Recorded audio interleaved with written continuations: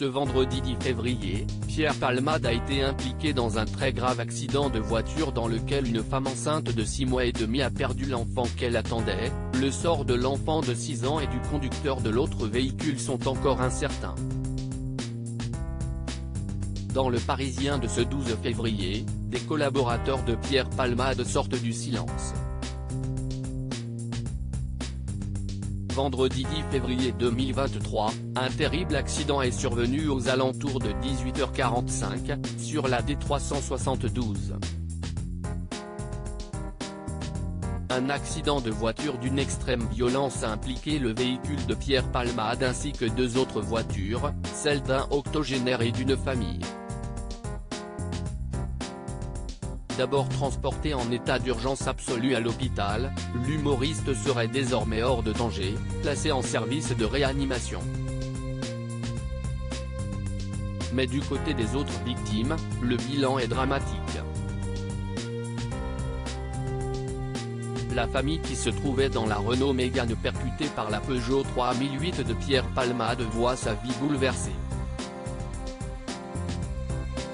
La femme qui était enceinte de 6 mois et demi a malheureusement perdu son bébé, tandis que son neveu, âgé de 6 ans, et son frère de 40 ans qui conduisait sont toujours entre la vie et la mort.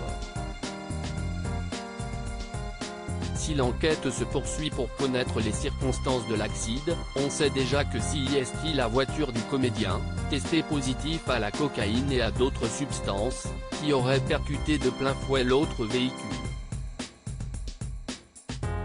On pensait tous qu'un jour il lui arriverait malheur. Dimanche 12 février 2023, Le Parisien a relayé les propos de proches de l'humoriste.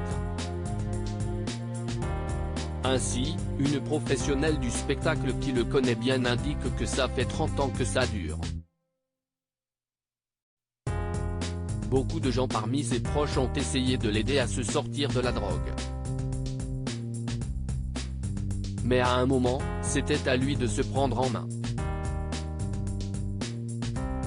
Les sources qui ont souhaité rester anonymes évoquent les difficultés rencontrées avec le comédien, le tournage de l'émission de variété La Fine Équipe,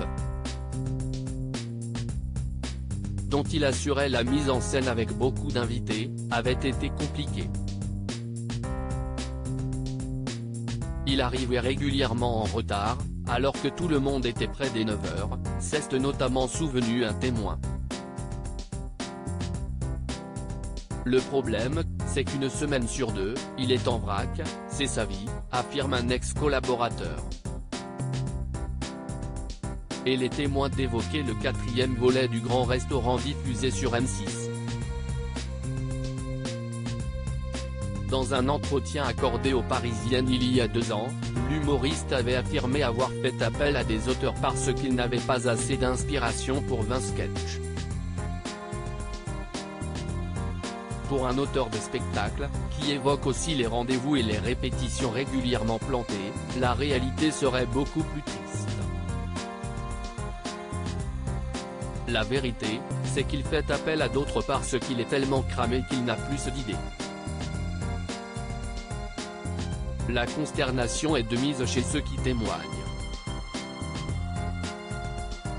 L'un d'entre eux confesse: bouleversé, on pensait tous qu'un jour il lui arriverait malheur. Mais pas qu'il ferait du mal à d'autres.